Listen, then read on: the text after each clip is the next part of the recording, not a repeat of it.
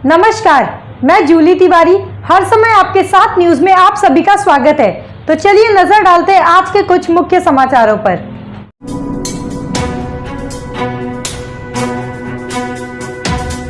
शरद पवार का नाम लेकर प्रसिद्धि की तलाश में राज ठाकरे, जितेंद्र आव्हाड का धमाकेदार बयान। ठाणे के गडकरी रंगायतन में आयोजित एक पत्रकार परिषद में राष्ट्रवादी कांग्रेस पार्टी के वरिष्ठ नेता और विधायक डॉक्टर जितेंद्र आव्हाड ने महाराष्ट्र की राजनीति में हलचल मचा देने वाला बयान दिया है। आव्हाड ने कहा कि महाराष्ट्र नवनिर्माण सेना मनसे के अध्यक्ष राज ठाकरे शरद पवार का नाम लेकर अपनी प्रसिद्धि बढ़ाने का प्रयास कर रहे हैं। पत्रकारों के सामने आव्हाड ने स्पष्ट शब्दों में कहा, राज ठाकरे शरद पवार का नाम लेकर अपनी राजनीति को चमकाना चाहते हैं। मेरा स्पष्ट मानना है कि राज ठाकरे को शरद पवार का नाम नहीं लेना चाहिए। आव्हाड के इस बयान में राजनीतिक गलियारों में सनसनी मचा दी है। डॉक्टर आव्हाड ने कहा कि राज ठाकरे अपने बयानों में शरद पवार का नाम केवल इसलिए लेते हैं ताकि वह खुद को मीडिया की सुर्खियों में बनाए रख सके। उन्होंने कहा, यह राज ठाकरे की पुरानी रणनीति है। वह हमेशा से ही बड़े नेताओं का नाम लेकर खुद को प्रासंगिक बनाने की कोशिश करते हैं। यह बयान ऐसे समय में आया है जब महाराष्ट्र की राजनीति पहले से ही बहुत गरमाई हुई है। आव्हाड का कहना है कि राज ठाकरे को अपनी राजनीति को चमकाने के लिए शरद पवार का सहारा नहीं लेना चाहिए। उन्होंने जोर देकर कहा कि यह सही नहीं है और इससे केवल राजनीति में और विवाद बढ़ेगा। राजनीतिक विश्लेषकों का मानना है कि आव्हाड के इस बयान के बाद मनसे और राष्ट्रवादी कांग्रेस पार्टी के बीच तनाव बढ़ सकता है। इस बयान के बाद अब देखना यह है कि राज ठाकरे इस पर क्या प्रतिक्रिया देते हैं और महाराष्ट्र की राजनीति किस दिशा में जाती है। शरद पवारांनी निशाणा साधलाय। त्यांनी सांगितले की महाराष्ट्राचा मणिपूर होऊ नये आणि शरद पवारांनी या संदर्भात हातभार लावू नये। तसंच कुठेतरी पाहायला गेलं तर पुन्हा शरद पवारांचं नाव घेऊन कुठेतरी चर्चेचं विधान आलंय। असे की राज ठाकरेंना चर्चेत राहायला आवडतं आणि चर्चेत राहायचं असेल तर शरद पवारांचं नाव घ्यावं लागतं। कारण का महाराष्ट्राच्या राजकारणाला त्यांचा रेलेव्हन्स संपलेला आहे, इरिलेव्हंट झालेले आहेत ते। त्यामुळे शरद पवारांनी काय करावं याच्यापेक्षा राज ठाकरेंनी काय करावं, किती वेळा भूमिका बदलाव्यात याच्या संबंधित त्यांनी विचार करावा। शरद पवारांना उपदेश करायला जाऊ नये।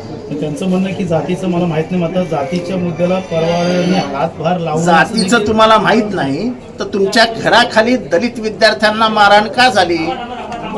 पोरीला मारलं होतं। आणि जेव्हा डॉक्टर बाबासाहेब आंबेडकरांची पुण्यतिथी असते 6 डिसेंबरला, तेव्हा तुमचा बंगला सोडून तुम्ही 4 दिवस लोणावळ्याला जाऊन का राहता? हे कोणाला माहित नाही, जगाला सांगावं लागेल। तुमच्या मनातला जातीद्वेष किती आहे, धर्मद्वेष किती आहे हे तुमच्या जवळच्या लोकांना व्यवस्थित माहिती आहे।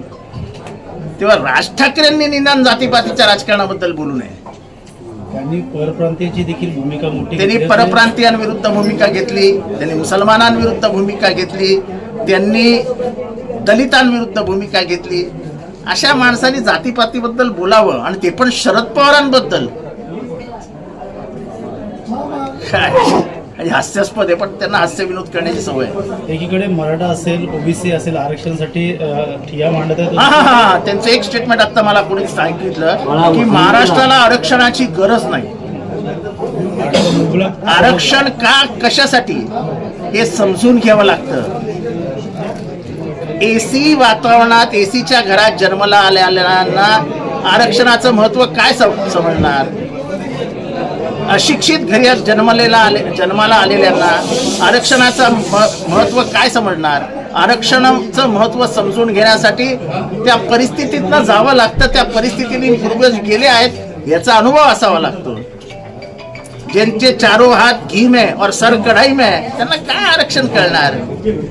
आरक्षण करण्यासाठी महाराष्ट्राचा सामाजिक सामंजस्य समाज कसा आहे, महाराष्ट्राची सामाजिक परिस्थिती कशी आहे ही समजून घ्यावी लागते। आणि म्हणून तर आम्ही म्हणतो एकदा होऊन जाऊ ना, जातीनुसार गणसंख्या होऊन जाऊन द्या, म्हणजे बहुजन समाज किती आहे हे महाराष्ट्राला एकदा कळेल आणि बहुजनांची आजची आर्थिक परिस्थिती कशी आहे हेही कळेल। आणि म्हणून तर आम्ही म्हणतो की आर्थिक दृष्ट्या दुर्बल असलेल्या मराठ्यांना आरक्षण मिळालंच पाहिजे, ही आमची भूमिका आहे। शरद पवारांची नेहमीच भूमिका घेतात की सरकार की छगन भुजबळ असतील तरी देखील सांगले की मंडळ आयोग आणण्यामध्ये शरद पवारांनी कुठल्या समाजाशी समाजाबद्दल काम केलंय हे मी आता या क्षणाला सांगण्याची गरज नाही। त्या समाजाला व्यवस्थित माहिती आहे की शरद पवारांनी आपल्यासाठी काय केलंय। मग ते धनगर असो, ते आदिवासी असो, ते शेड्यूल कास्ट असो, जेव्हा भारतात कोणाची मंडळ आयोग आणण्याची हिंमत नव्हती, ओबीसीला आरक्षण देण्याची हिंमत नव्हती, त्या काळात ओबीसीला आरक्षण देण्याचं काम माननीय शरदचंद्र पवारांनी केलं. आणि आजही जेव्हा सत्ता जाईल तुमची असं सांगून सुद्धा डॉक्टर बाबासाहेब आंबेडकरांचं नाव मराठा विद्यापीठाला दिलं, महिला आरक्षण आणलं, ओबीसीचं आरक्षण आणलं. त्यांनी कृपया कोणीही आम्हाला साहेब जातीपातीचं राजकारण करतात वगैरे सांगू नये. आपल्या घरातल्या गप्पा गोष्टींमध्ये कार्यकर्त्यांना खुश करण्यासाठी बोलावं.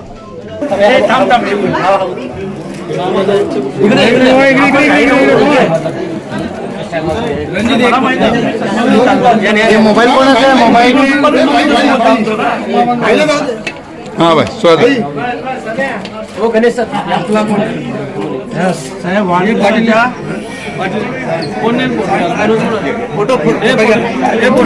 तो आज के लिए बस इतना ही. कल फिर मिलेंगे इसी समय इसी चैनल पर. तब तक के लिए मुझे दीजिए इजाजत. धन्यवाद.